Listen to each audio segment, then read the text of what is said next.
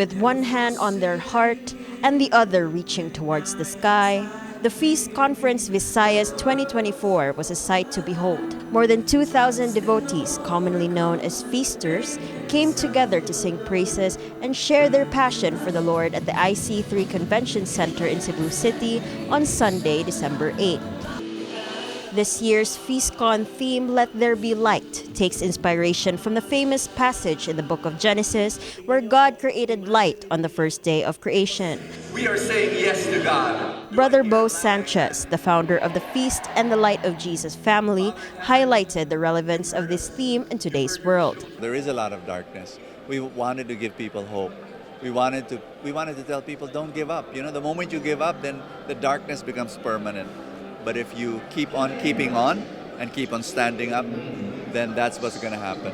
You're going to see the light.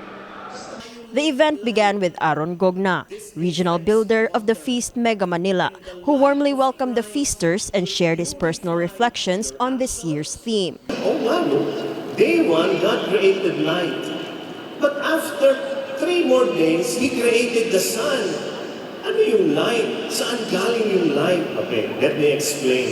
Most biblical scholars believe that Genesis 1 was written in Babylon. Feast District heads from the Visayas, Nelly Baguio and Stephen Nelias, encourage attendees to let God's light shine through the challenges and darkness in their lives.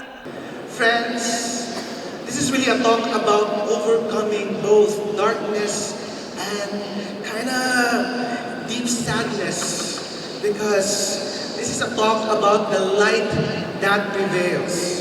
Is God's grace and light working in your darkness?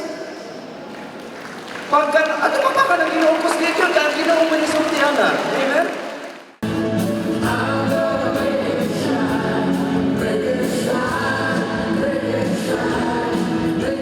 Alvin Barcelona, a feast preacher and motivational speaker, delivered a dynamic presentation combining music, dance, and inspirational messages about how God's Word serves as a beacon of light in life.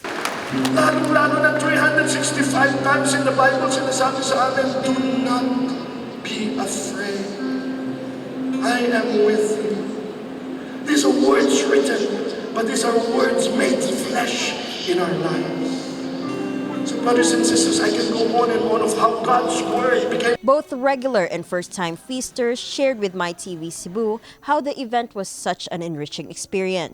I felt very blessed and overwhelmed and very hopeful nga kana siya murara na siyang mga kumbaga magluto kag pagkaon, mga spices ra ng mga challenges. Kanino kay experience ako kay maragay from my experiences sa life kay I continue na ko like then sige nindot ko siya nga feeling kay like karon full overwhelming ang God's grace then. And so you go to the very... To close the grand celebration, Brother Bo Sanchez expressed his gratitude for the event's success, which brought feasters from across the Visayas together to unite, bond, and spread the word of God. When I'm surrounded by people who are hungry for the Lord, and then also the fact that they've been coming here every year. It's like they've experienced the Lord and they want more of the Lord. It's really this excited feeling. This has been 𝗵𝘁𝗵𝗲 reporting for MyTV Cebu.